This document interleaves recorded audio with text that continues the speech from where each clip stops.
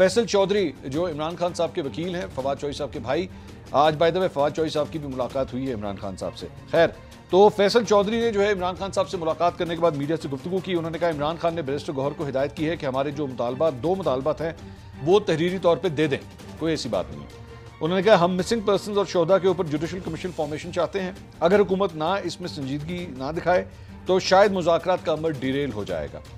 इमरान खान ने कहा है कि जो प्रोपेगेंडा अकाउंट्स हैं जिनसे ट्रोलिंग होती है, चूंकि ये तहरीक इंसाफ के ऑफिशियल अकाउंट्स नहीं हैं लेकिन एक प्रोपेगेंडा किया जाता है। बीबी साहिबा के खिलाफ बतौर ख़ास एक प्रोपेगेशन है, एक ऑर्गेनाइज कैंपेन है, इसकी शदीद मजम्मत करते हैं। जो भी मामला हुआ है बुशरा बीबी का रोल इमरान खान की हिदायत के मुताबिक था। जो बीबी साहिबा के खिलाफ होता है, जो शोधा के खिलाफ प्रोपेगेंडा होता है या जो अरब ममालिक के और दूसरे मामला पर होता है, पाकिस्तान तहरीक इंसाफ का इससे कोई ताल्लुक नहीं है।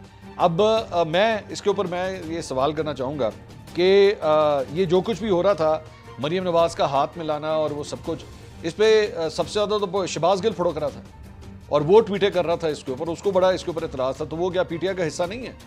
मैं पाकिस्तान तहरीक इंसाफ के हवाले से ना एक बात जानता हूँ, ये बड़ा कन्वीनियंटली ये काम करते हैं कि जब इनका कोई पार्टी का रहनुमा जो है ना, कोई दो नंबरी करता है या इस तरह की फजूल किस्म की बकवास करता है या इस किस्म की औरतों के ऊपर जो कीचड़ उछालता है, तो 1 मिनट में कहते नहीं हमारा ऑफिशियल अकाउंट थोड़ी है, तो उसने कहा है।